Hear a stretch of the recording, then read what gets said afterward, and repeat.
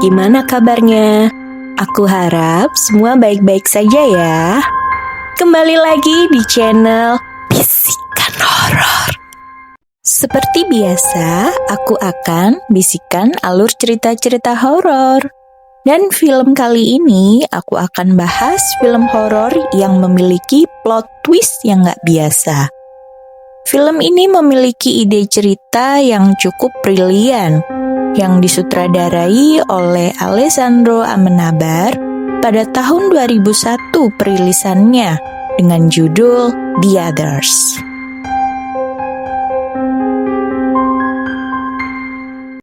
Cerita berawal ketika sebuah rumah yang megah dan luas di wilayah Inggris didatangi oleh 3 orang asing, yaitu Bertha Mills, Tuttle, dan Lydia. Mereka bertiga hendak memberitahukan sesuatu kepada Grace, yaitu nama nyonya di rumah besar itu. Si nyonya yang kebetulan memang mencari asisten rumah tangga, menyuruh mereka bertiga untuk segera masuk. Apalagi ia merasa sebelumnya memang menaruh iklan lowongan pekerjaan di koran. Tampak dari ketiga orang tersebut, Lydia tak bisa berbicara. Dia orang bisu. Si nyonya besar mengatakan jika ia sangat membutuhkan pelayan di rumahnya yang begitu besar. Pelayan-pelayan sebelumnya tiba-tiba menghilang tanpa pemberitahuan dan meninggalkan mereka bertiga, yaitu nyonya dan 2 anaknya. Sambil menunjukkan ruangan demi ruangan, Grace bercerita jika suaminya ikut berperang dalam Perang Dunia dan belum kembali pulang sampai sekarang. Ia pun menyuruh menutup semua tirai dan mengunci satu pintu sebelum membuka pintu yang lain, terutama jika kedua anaknya sedang melewati ruangan. Hal ini karena kedua anaknya memiliki penyakit kulit yang aneh. Kulitnya bisa melepuh dan sulit bernafas jika terkena cahaya terlalu banyak. Grace juga menginginkan keheningan di dalam rumahnya. Ia tidak ingin ada telepon, radio, suara musik apapun, dan hal-hal berisik lainnya, karena hal tersebut akan membuatnya pusing dan migrain. Tak lupa ia bercerita bahwa pemerintah di sana memutuskan aliran listrik, sehingga untuk pencahayaan mereka menggunakan api kecil yang ditaruh di dalam lampu, seperti lampu-lampu di zaman dahulu. Ketika mereka memperkenalkan anak-anaknya, tampak semua ruangan harus gelap. Tidak boleh ada sedikit cahaya matahari yang masuk. Kakak perempuannya bernama Anne dan adiknya bernama Nicholas. Grace tiba-tiba memanggil Mills untuk berbicara. Ia mengatakan biasanya tukang pos datang setiap hari Rabu, dan ia telah mengecek tidak ada surat yang datang. Hal itu diartikan jika surat iklan lowongan pekerjaan yang ia taruh belum diterbitkan di koran. Lalu ia merasa bingung mengapa Mills, Tuttle, dan Lydia bisa mengetahui ada lowongan kerja di rumahnya. Mills mengatakan jika mereka bertiga memang ingin mencari pekerjaan, karena menurutnya rumah yang begitu besar dan megah itu tentu membutuhkan orang yang paham dengan rumah. Apalagi Mills bercerita jika sebelumnya mereka bertiga memang pernah bekerja di rumah itu beberapa tahun yang lalu, dan banyak kenangan di rumah itu. Mereka berhenti bekerja dari rumah itu karena dulu sempat ada wabah TBC di daerah tersebut. Grace mendengar suara anak kecil yang sedang menangis. Dengan cepat ia menghampiri Nicholas yang sedang membaca karena ia mengira Nicholas yang menangis. Namun setelah dicek, ternyata Nicholas baik-baik saja. Lalu ia berpikir mungkin Anne yang menangis. Berlarilah ia menuju ke Anne yang sedang belajar di ruang yang berbeda. Dan ternyata Anne juga tidak sedang menangis. Anne mengatakan jika anak yang menangis itu bernama Victor, yaitu anak kecil yang tak kasat mata. Ia mengatakan jika Victor tak membiarkannya belajar, sehingga Victor tak berhenti menangis. Anne yang bercerita jika Victor tak ingin tinggal di rumah itu. Namun ia terpaksa tinggal di sana bersama ibunya dan ayahnya yang seorang pianis. Victor juga tak menginginkan keluarga Anne tinggal di rumah itu. Anne juga sudah melarang Victor untuk membunyikan pianonya, namun Victor tak mau mendengarkannya. Grace yang merasa anaknya terlalu berhayal tentang Victor, menyuruhnya untuk berhenti berbohong. Anne mengatakan jika dirinya tidak berbohong. Ibunya tentu tidak percaya. Bagaimana Victor bisa di sini jika semua pintu tertutup? Dan tiba-tiba dipanggillah semua pelayan di rumahnya. Ia begitu sangat marah kepada mereka karena menurutnya mereka tidak mendengarkan perintahnya.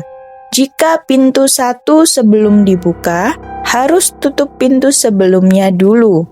Mereka tidak merasa melakukannya karena mereka dari tadi di luar rumah. Mendengar jawaban itu, si Nyonya Besar semakin marah. Ia mengatakan mana mungkin ia menuduh dirinya sendiri, karena ia tidak mungkin membahayakan nyawa anak-anaknya dengan memberi cahaya masuk dari pintu yang terbuka.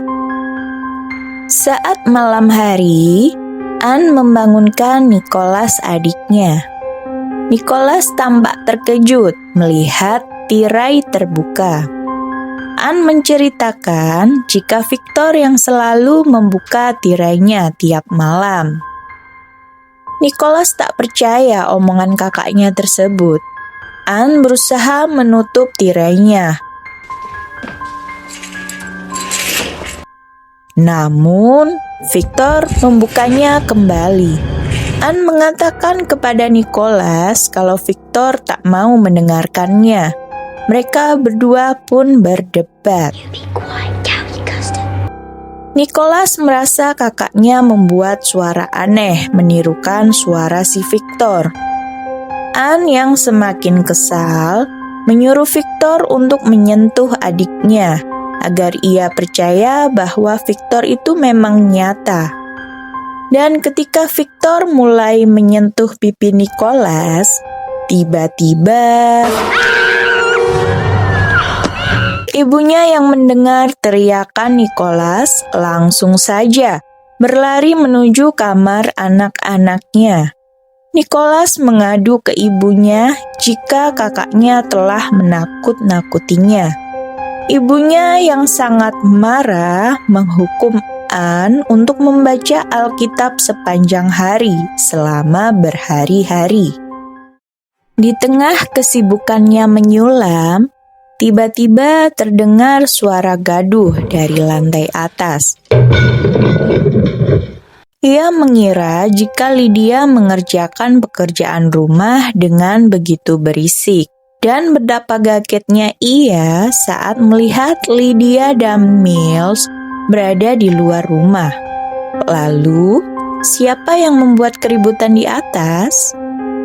Dengan rasa penasaran, Grace ingin mengecek kondisi di atas. Anne yang masih berada di tangga, ditanyalah ia siapa yang membuat keributan. Awalnya, Anne enggan untuk bercerita, karena nanti ia dianggap berbohong lagi dan dihukum lagi deh. Namun ibunya memaksanya untuk bercerita tentang sebenarnya. Anne akhirnya mau mengatakan jika ada orang di ruang barang-barang di atas. Si ibu mencoba memeriksa ruangan itu. Tampak di sana banyak barang-barang tak terpakai yang ditutupi oleh kain. Ia mendengar ada suara orang yang mengatakan jika ia sedang di sini dan mengawasi kita. Sontak hal itu membuatnya kaget dan menabrak patung di sana. Dibukalah semua kain-kain penutup itu, hingga saat ia melihat cermin, tiba-tiba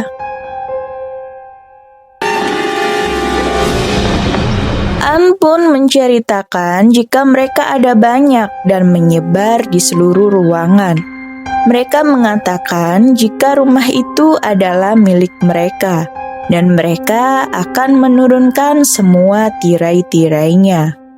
Anne bercerita ke ibunya bahwa kemarin ia menggambar orang-orang asing yang berada di rumah itu. Mereka ada ayah, ibu, Victor, dan seorang nenek tua yang menakutkan. Anne sangat takut pada nenek itu. Anne menuliskan nomor di sampingnya yang mewakilkan berapa kali ia melihatnya. Dan Anne paling sering melihat nenek tua itu. Victor pernah bercerita kepada Anne bahwa wanita tua itu adalah seorang penyihir, dan ia meminta banyak hal kepada Anne. Grace membawa kertas gambar anaknya tadi. Ia berusaha mencocokkan orang-orang yang ada di gambar dengan foto-foto lawas orang-orang yang dulu pernah tinggal di rumah tua itu. Ia menemukan sebuah album foto yang telah usang. Ia mendapati foto-foto orang yang sedang tertidur. Melihat ada yang aneh, si Nyonya berusaha menanyakan hal itu kepada Mills, yang sebelumnya memang pernah tinggal di rumah itu dahulunya. Mills pun mengatakan jika itu buku kematian. Orang-orang yang difoto itu bukan sedang tertidur, tapi mereka mati. Mereka dipotret dengan harapan roh mereka akan hidup di dalam potret itu. Ia menambahkan, jika rasa duka cita yang mendalam bisa membuat orang melakukan hal paling aneh.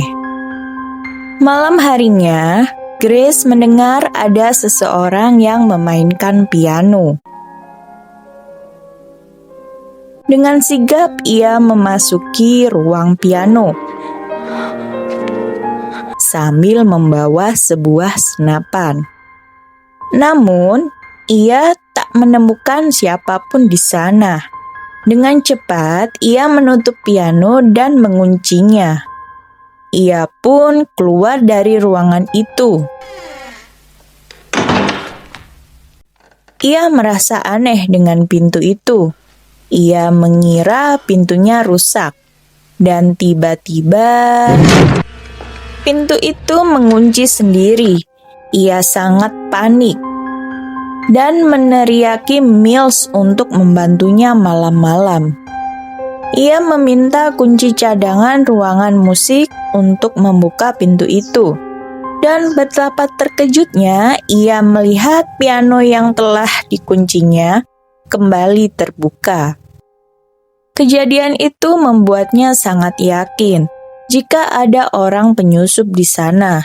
Dan ia sangat meyakini jika itu bukan manusia, karena ia mengecek ruangan selalu kosong.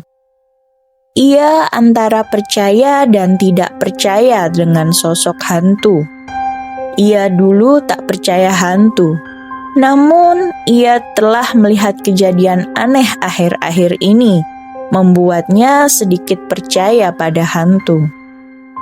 Hal ini berkebalikan dengan Mills. Ia mempercayai adanya hal-hal gaib, walaupun sulit untuk menjelaskannya. Si Nyonya hanya percaya antara yang hidup dan mati hanya akan bertemu di hari akhir kiamat.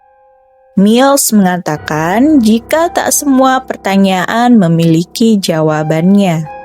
Menurutnya, dunia dari kematian akan bercampur dengan dunia dari kehidupan. Grace yang merasa tak tenang berusaha keluar untuk menemui pendeta. Mills berusaha mencegahnya karena cuaca di luar masih sangat buruk. Grace tak menghiraukannya.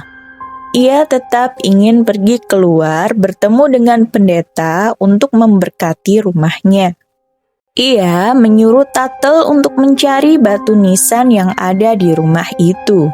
Ia mengatakan jika sewaktu membeli rumah itu, terdapat makam di dekat rumah. Hal ini karena ia ingin tahu apakah ada keluarga yang dimakamkan di sini. Mills dan Tuttle saling mengobrol. Mereka merasa jika tuannya mulai merasa rumah ini berhantu. Tuttle pun menanyakan apakah aman membiarkan tuannya keluar sendirian. Mills meyakinkan Tuttle untuk tidak perlu khawatir, karena kabut tebal di sana tidak akan membuatnya pergi terlalu jauh. Tuttle ingin membuka semua rahasia kepada nyonyanya, namun Mills mencegahnya. Ia menunggu waktu yang tepat untuk menceritakan semua hal. Tampak Tuttle pun mencoba menutupi batu nisan yang hampir terlihat di antara daun-daun kering. Grace masih terus berjalan jauh di antara kabut-kabut putih tebal itu. Ia merasa kedinginan dan tak bisa melihat jalan. Sampai ia melihat ada laki-laki berjalan ke arahnya. Dan ternyata itu adalah suaminya yang selama ini ia rindukan untuk kembali ke rumah. Mereka akhirnya memutuskan untuk pulang ke rumah. Si Nyonya pun memperkenalkan suaminya kepada Mills. Sang ayah yang baru pulang langsung menuju ke kamar anak-anaknya. Anne yang mendengar suara ayahnya langsung bangun dan memeluknya. Dan kemudian Nicholas juga mengikutinya. Mereka saling berpelukan dan melepas rindu. Si ayah masih tampak kelelahan dan tampak seperti orang bingung, sehingga yang makan di meja makan hanya Grace dan 2 anaknya. Di meja makan, Anne berusaha membahas penyusup yang ada di rumah mereka. Namun sang ibu tidak ingin mendengarnya lagi dan menyuruh Anne untuk diam. Anne yang kesal dengan ibunya meninggalkan ruang makan dan menangis ke arah dapur. Mills berusaha menenangkan Anne. Ia mengatakan ia percaya kepada Anne dan bisa melihat Victor dan keluarganya. Ia mengatakan bahwa ada hal-hal yang ibunya tak ingin dengar. Namun, Mills meyakinkan Anne bahwa cepat atau lambat ibunya akan melihat keluarga Victor. Dan changes. There are going to be some big surprises. Sebuah kejutan perubahan yang besar. Namun semua akan baik-baik saja. Malam harinya, Lydia, Mills, dan Tuttle berkumpul. Mereka membicarakan keluarga nyonya mereka. Sekarang, nyonya mereka semakin membuat mereka dalam masalah. Karena sekarang sang nyonya malah berpikir seolah tidak terjadi apa-apa di rumah itu. Sang tuan pun menurut Mills, ia sedang bingung dan tak tahu sedang berada di mana. Yang paling mudah untuk diyakinkan adalah anak-anak mereka. Keesokan harinya, Grace mendandani anak gadisnya dengan pakaian pengantin. Tampak Anne begitu cantik mengenakannya. Ibunya keluar sebentar meninggalkan anaknya bermain sendirian. Ibunya pun kembali untuk menyuruh Anne melepaskan pakaiannya. Sang ibu pun marah karena Anne duduk di lantai yang membuat gaun itu kotor. Dan saat mendekat,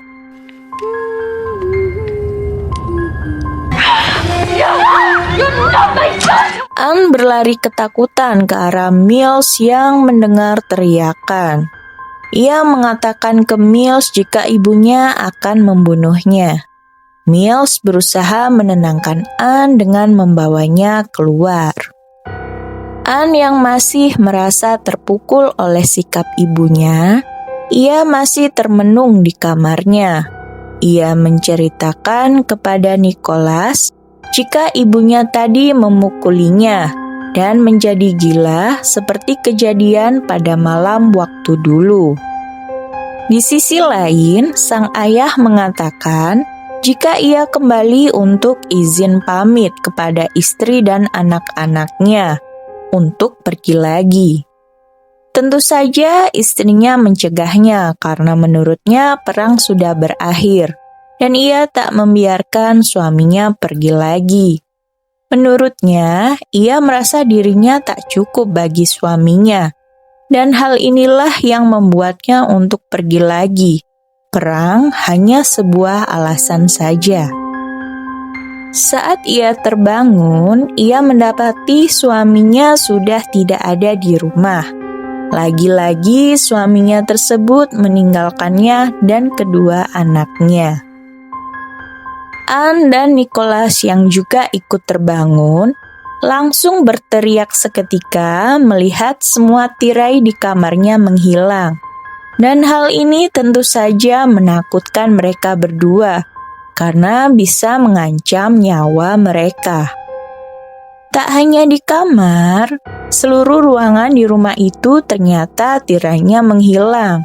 Hingga akhirnya Anne dan Nicholas disembunyikan di sebuah ruangan yang jendelanya ia tutupi dengan papan tulis. Grace yang sangat panik mencoba mencari tahu siapa pelaku yang mengambil semua tirai di rumahnya. Ia menanyai semua pelayannya. Mills pun berusaha menjawab dengan tenang. Ia mengatakan, mungkin ada orang yang menginginkan cahaya matahari masuk. Ia pun menambahkan, mungkin memang sebelumnya anak-anak peka terhadap cahayanya. Namun Mills kembali bertanya, bagaimana bisa tahu anak-anak sudah pulih atau belum jika Grace tidak membiarkan cahaya matahari menyinari anak-anaknya itu? Bisa jadi ada sebuah perubahan dan tak mungkin sinar matahari akan membunuh anak-anak itu. Tuttle memperkuat argumen Mills. Ia mengatakan jika dulu ia pernah punya saudara yang terkena rematik di kaki dan punggung, dan tiba-tiba penyakit itu hilang dengan sendirinya. Mendengar usulan dari pelayan-pelayannya, si Nyonya Besar sangat marah. Ia mengatakan jika akan memecat mereka bertiga. Mills berusaha menenangkan si Nyonya. Namun Grace malah berpikir jika mereka berusaha menakut-nakuti Grace dan anak-anaknya dan ingin mengambil alih rumah megah itu. Grace menyuruh mereka bertiga untuk meninggalkan rumahnya dengan membawa senapan. Wih, ngeri bos. Mills mengatakan kepada Tuttle bahwa ia mulai kehilangan kesabaran. Dan mereka memilih untuk pergi dan membiarkan batu nisan terbuka. Malam harinya, Anne dan Nicholas yang mulai merasa bosan di ruangan yang sama, berusaha kabur melewati jendela untuk mencari ayahnya. Di tengah perjalanan, kedua bocah kecil itu menemukan ada 3 makam di dekat sebuah pohon di taman rumahnya. Anne yang penasaran dengan kuburan itu mencoba mendekatinya, dan tertulis nama di batu nisan itu adalah Bertha Mills, Lydia, dan Tuttle. Di sisi lain, Grace yang menggeledah barang-barang di kamar atas di rumah tua itu, ia menemukan sebuah foto Tuttle, Bertha Mills, dan Lydia sedang tertidur. Hal itu tentu saja mengagetkan Grace, karena selama ini yang ia tahu bahwa foto itu adalah foto kematian, yang dimana dipotret dengan harapan roh mereka bisa hidup di dalam foto tersebut. Anne yang masih syok melihat kemunculan 3 hantu pelayan mereka tadi, menyuruh Nicholas untuk mundur menjauh. Nicholas yang merasa selama ini Anne selalu menakut-nakutinya, ia merasa muak dan tak mau mendengarkan perkataan kakaknya kali ini. Anne pun berusaha meyakinkannya bahwa ia tak berbohong dan semua yang ia bicarakan adalah benar adanya. Mereka berdua akhirnya lari menemui ibunya dan masuk ke rumah. Mereka memutuskan untuk bersembunyi di lemari di dalam kamar. Di dalam lemari itu, mereka mendengar ada suara, "Ikutlah bersama kami, anak-anak." Grace berusaha menembaki mereka bertiga. Namun hal itu tak mempan, karena mereka sudah mati setengah abad yang lalu karena wabah TBC. Grace yang juga ketakutan, akhirnya ia pun juga ikut berlari ke dalam rumah. Mills mengatakan bahwa mereka bertiga berusaha membuat Grace mengerti tentang rumah ini. Perubahan situasi bahwa harus hidup bersama antara yang hidup dan yang mati. Mills pun juga mengatakan bahwa para penyusup tetap akan ada, walaupun mereka meninggalkan Grace dan anak-anaknya.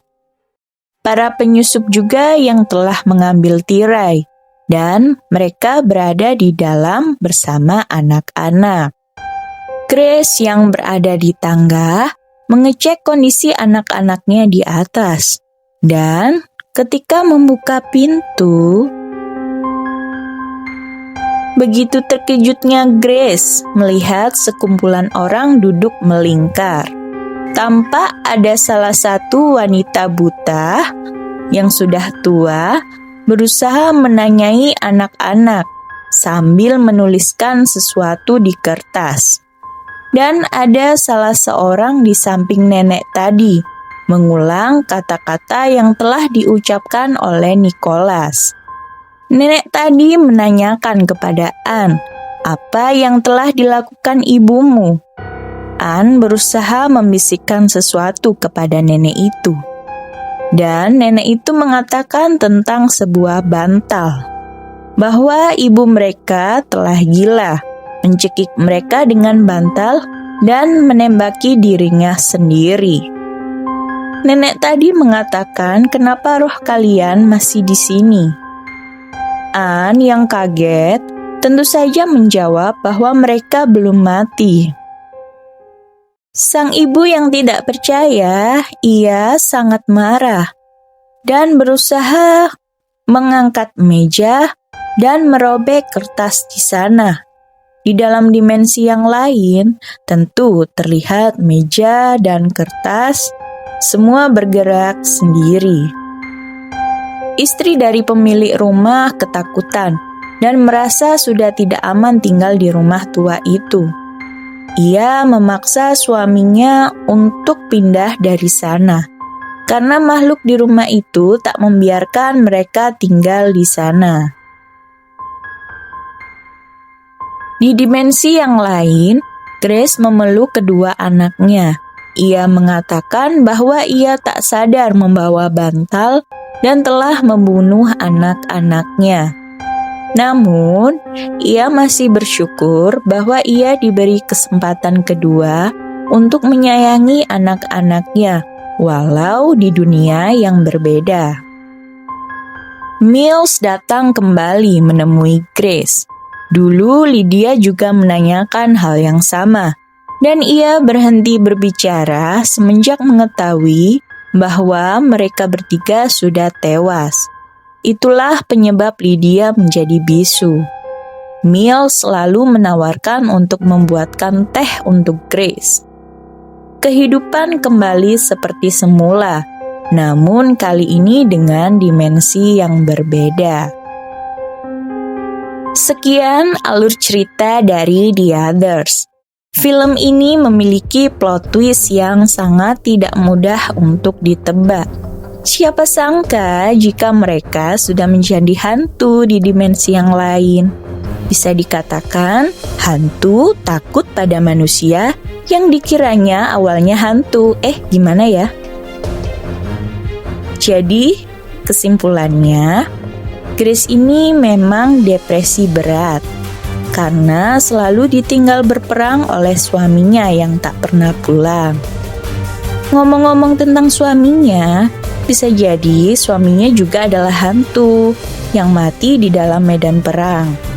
Makanya pulang tampak linglung, kayak ada di mana sih ini? Karena depresi beratnya itu, ia menjadi sangat gampang emosian kepada siapa saja, baik anak-anaknya maupun pelayan-pelayannya. Sampai-sampai karena emosi yang meledak-ledak, ia tak sadar telah membunuh kedua anaknya dan dirinya sendiri. Nampaknya Grace juga jarang bersosialisasi dengan orang lain. Nuansa kabut di sekitar rumah Grace juga menggambarkan dimensi kematian yang gelap dan dingin.